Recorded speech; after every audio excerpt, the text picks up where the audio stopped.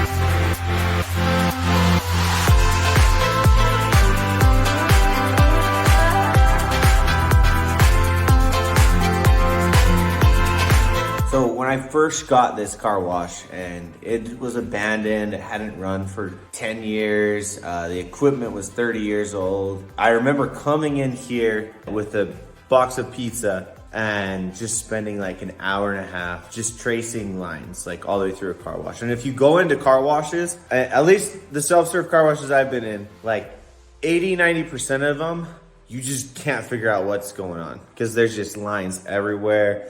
It's just a spider web. It doesn't look like this masterpiece right here. I spent a lot of time on that. But I feel like if you have a lot of organization around the lines and your plumbing, it makes maintenance and upkeep a lot better. And so I want to give you a very, I don't know how well this is going to work for YouTube, but I'm just going to trace these lines with the camera. I'm going to show you where every single one of them goes so that it makes a little more sense what's going on here. Okay, so this is my main water valve coming right off the floor, and then my plumber converted this over to PEX, and we come into this water softener right here.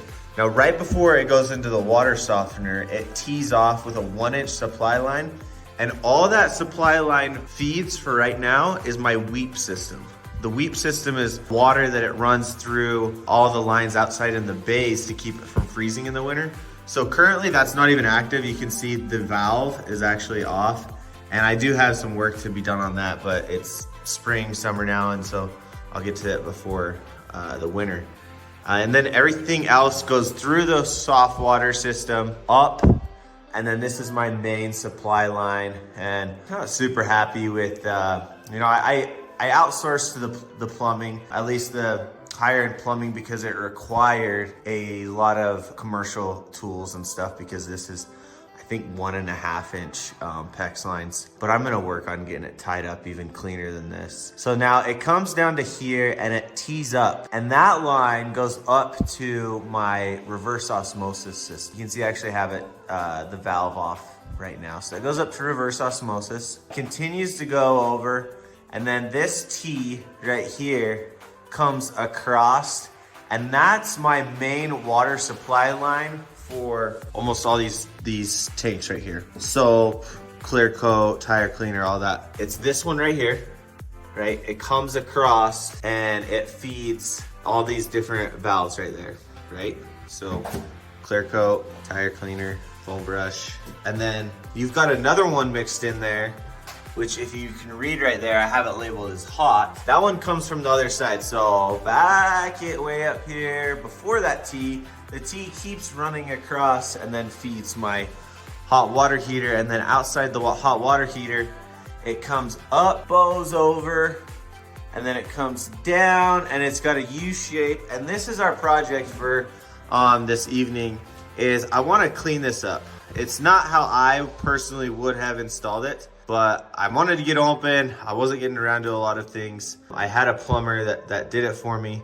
But I mean, in my high opinion, I could have done a better job.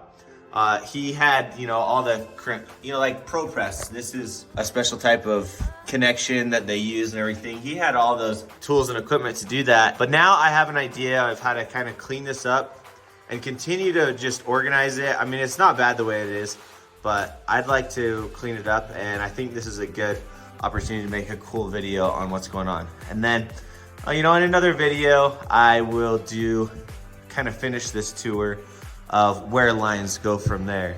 But I want to wrap up just one little thing. So the reverse osmosis went up, storage tank is above us up here, and then these lines come down, and I've got reverse osmosis coming in, and then I've got overflow when pressures get high, returning back to the tank. So that's what those two drop lines are. This over here is not water, don't get it confused. It's compressed air to run pumps. One thing that I never got around to doing when I was remodeling here was putting on an exterior faucet on the building so I can hook up garden hoses, pressure washers, and things.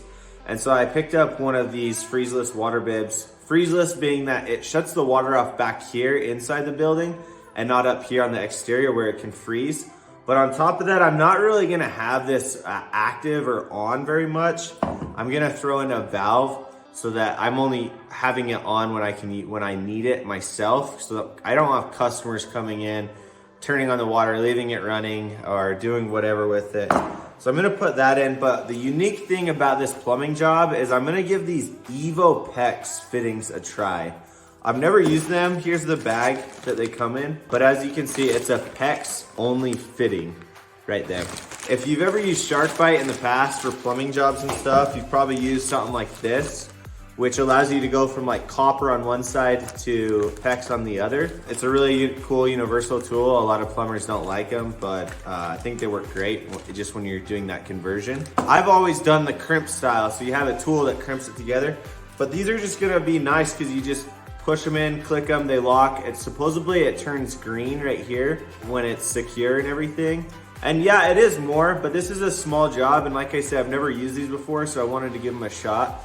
And it's gonna be perfect because all this plumbing is exposed, so I can keep an eye on it. Make sure if there is a leak, I pick it up immediately. Obviously the floor gets wet and then I just, it goes down the drain and I pick it up. It's a car wash, right? So that's what we're working on today. The very first thing I'm gonna do is get this faucet in.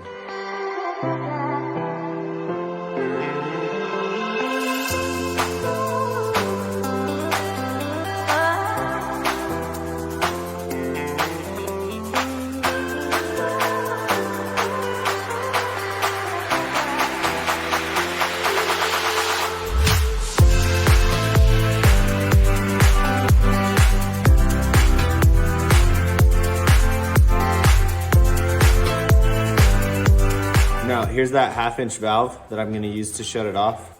And I got a little stub of PEX. And you can see it's got a little green O-ring back inside there. So as I push this on and get it all the way in, then it clicks. You'll hear it click. And I'll make sure you can see that. But you can see there's a little bit of green right there at the end of the notch. And that's the indicator that you're secure on, which is nice. Your other SharkBite fittings don't have an indicator that you've come to full depth. You have to make a mark on the PEX and measure it with a tool to make sure you have the depth in, which most people don't do and take the time. So it's nice to just have the indicator right there on it.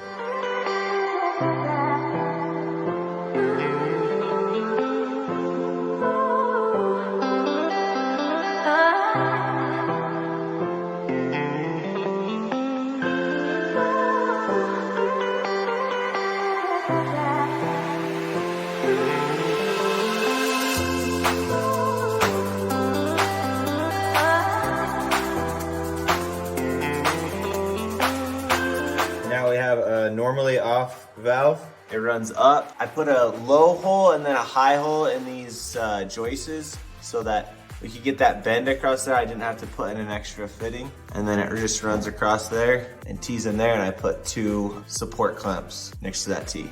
My main objective for tonight is I want to get rid of this hot water loop that goes through there. So I've got my fittings all laid out right here, here, and over here. And I've cut off my hot water line over there. I would have really liked to just stick with this style of fitting all the way through, but they didn't have a 3/4 by 1/2 inch by 3/4 tee like this guy right here in that style. So I'm gonna have to go back to my standard crimp style fitting, but at least I get to show you guys what that looks like.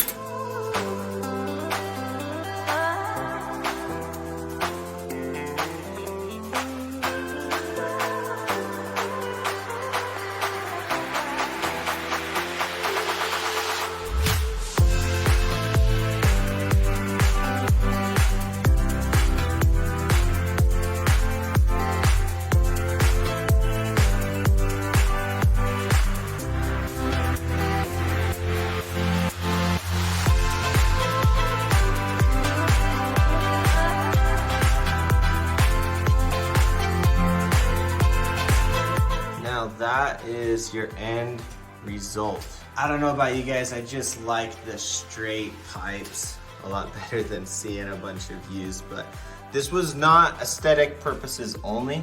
And if you notice here, the old fitting just had a 45, went straight in, and I've added a T in right here because I'm gonna run my hot water over and down, and I'm gonna install this stainless steel utility sink.